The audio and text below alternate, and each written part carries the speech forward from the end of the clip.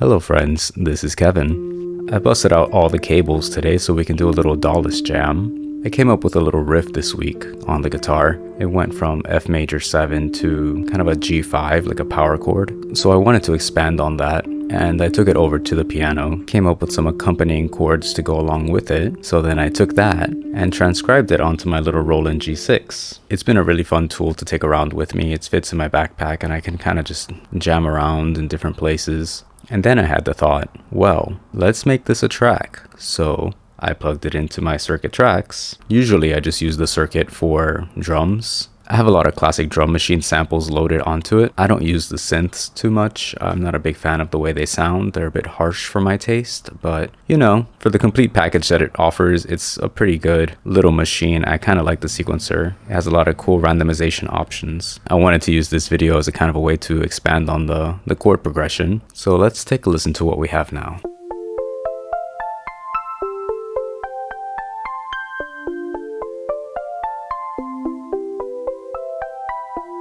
The chords I ended up coming up with on the piano are F major 7, a G sus2, a D minor 7th, and then a C major 7th. If you haven't noticed by now, I really like my 7th chords. I've had these devices for a few years now, and I usually work in Ableton, but I've been a little bit more drawn into the DAW-less life. It's a bit more of a hassle, to be honest. Plugging in all the cables and figuring out why the MIDI isn't syncing. Just the way I like to work, I kind of like to get down and dirty immediately, which is why I like to have just Ableton running with my piano and then just capturing stuff that I play on the fly. But this, it's a different workflow. It's a good exercise to see what else we can do with some limitations.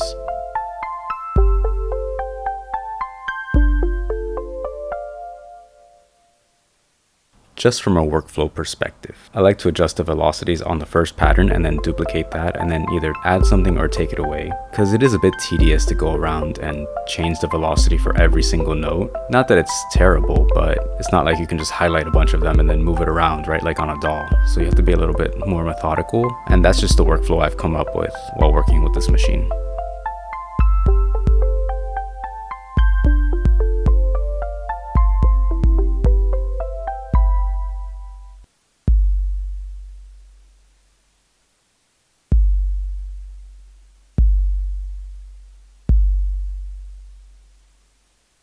So now we've duplicated it. We have basically two measures here, orange and blue. I think blue is the first one.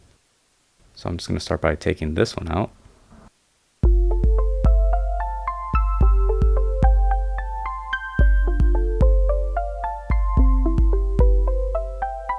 So now we'll go into our patterns here, and I'm going to duplicate that same pattern down to the next pad. And I kind of want to do like a dun-dun-dun thing.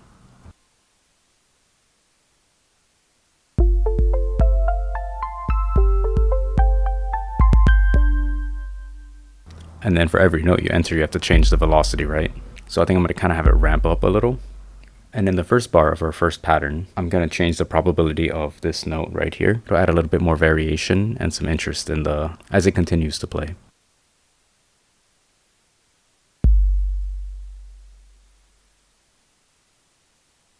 So if we shift and hold these two pads, it's going to play one pattern and then go into the next one automatically and then loop that. So now we have a 4-bar pattern that we're looping. Of course, now we need a nice snare to go along with our cool little bass pattern. So I'm going to do a little side stick action, and I might play this one in live. Let's see let's see how I do.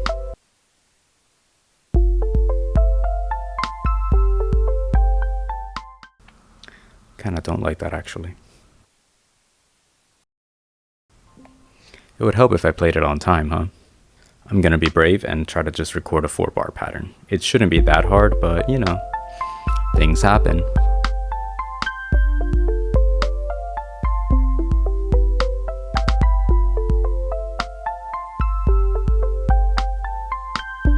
Hey, not bad. So next up, let's find a cool little percussion or hi-hat thing to do. And let's see how we fare with that.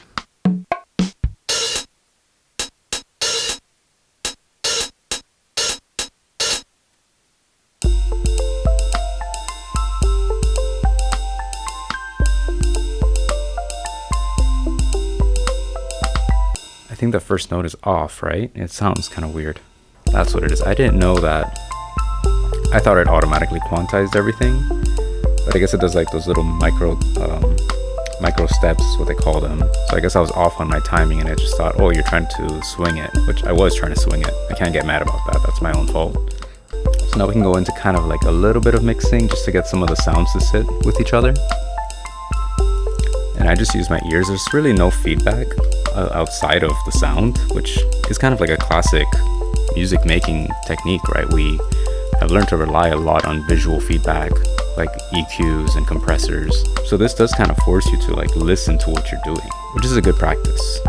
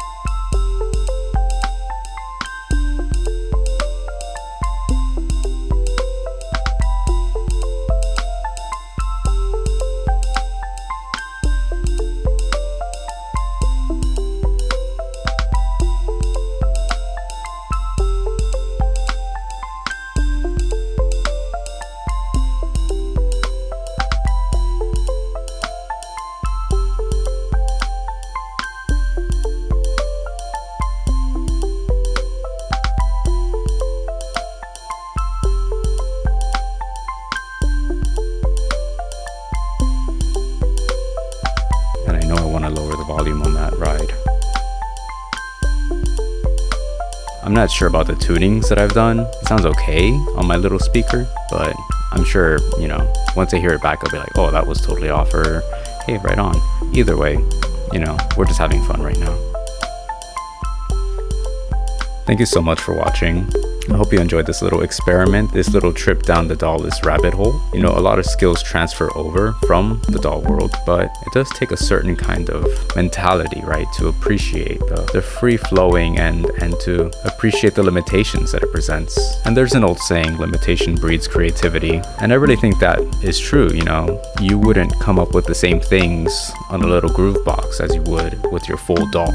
Right, like you need to consider the arrangement a little more, the sound selection a little more. It's all baked in, and there is a certain freedom in that. So thank you again for watching. I hope you got something from this, whether you learned something or just enjoyed watching the process. If you'd like to support my work, consider joining my Patreon. I post rants, stories, free digital goodies all the time. I have a free tier, so it doesn't cost anything to join. And most importantly, I hope this inspires you to create something today, something fun, something for yourself. It doesn't have to be perfect. Have a great week, and I'll see you in the next one. Bye for now.